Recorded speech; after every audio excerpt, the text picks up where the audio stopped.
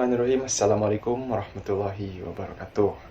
Kembali lagi bertemu dengan saya Bobi Hadiansyah di Assalam Education.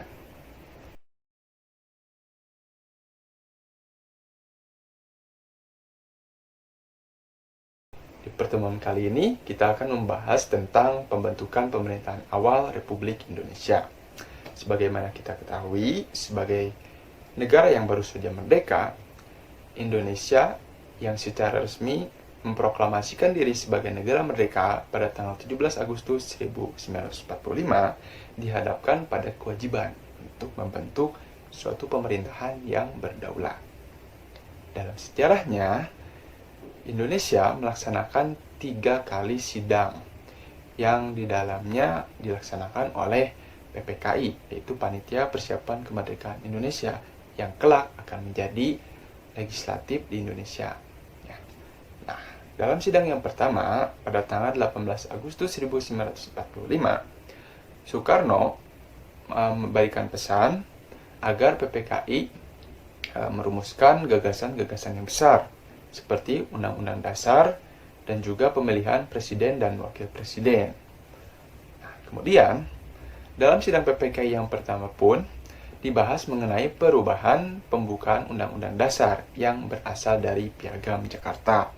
Dalam Piagam Jakarta, di sana terdapat kata-kata seperti ketuhanan dengan menjalankan syariat Islam bagi pemeluk-pemeluknya diganti menjadi ketuhanan yang Maha Esa.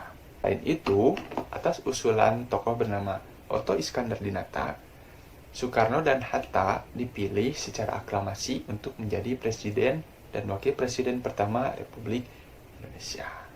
Jadi, ketika awal kemerdekaan, presiden dipilih secara aklamasi, yaitu dipilih melalui penunjukan dan kemudian disetujui oleh para anggota sidang PPKI. PPKI yang kedua memutuskan dibentuknya 12 departemen, 1 Menteri Negara, 1 Ketua Lembaga Tinggi Negara, 1 Sekretaris Negara, dan 1 Juru Bicara Negara. Terdapat sidang PPKI yang ketiga, yaitu membicarakan tentang pembentukan tentara negara. Nah, awalnya tentara negara di Indonesia dikenal dengan Badan Keamanan Rakyat atau BKR. Yang ketiga pula, PPKI kemudian bubar dan digantikan oleh Komite Nasional Indonesia Pusat atau KNIP yang kelak akan menjadi DPR MPR di Indonesia.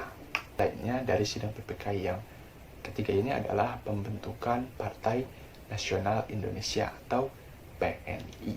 Naik KNIP sebagai lembaga yang kelak akan menjadi legislatif di Indonesia.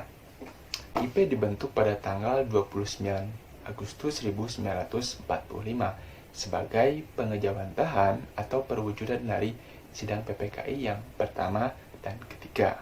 IP sebagai pembantu tugas presiden diisi oleh berbagai golongan masyarakat di Indonesia, khususnya berasal dari mantan anggota PPKI.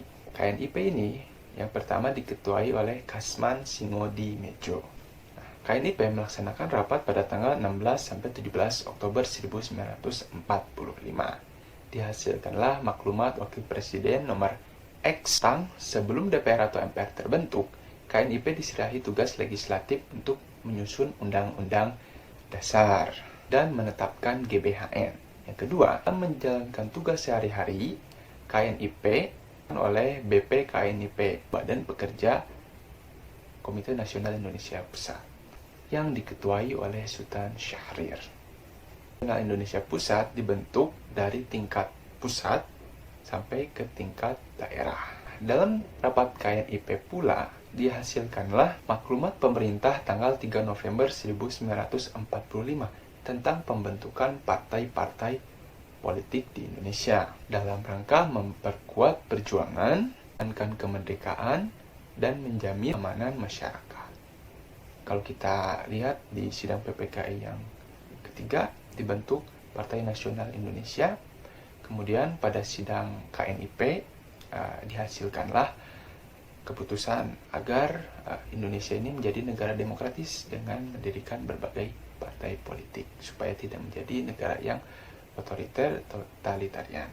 Itu KNIP dalam menjalankan tugasnya menghasilkan menentukan sistem pemerintahan di Indonesia. Maklumat pemerintah tanggal 14 November 1945 tentang perubahan sistem presidensil ke sistem parlementer.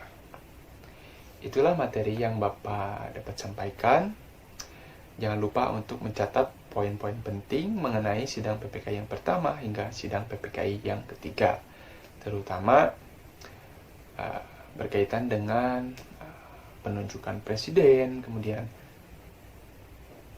pembentukan departemen, kemudian pembentukan tentara, kemudian maklumat-maklumat yang dikeluarkan oleh pemerintah Republik Indonesia melalui KNIP. Jangan lupa untuk senantiasa menyaksikan video-video pembelajaran di Assalam Education ini. Semoga apa yang Bapak sampaikan dapat bermanfaat. Sekian dan terima kasih. Wassalamualaikum warahmatullahi wabarakatuh. Be strong.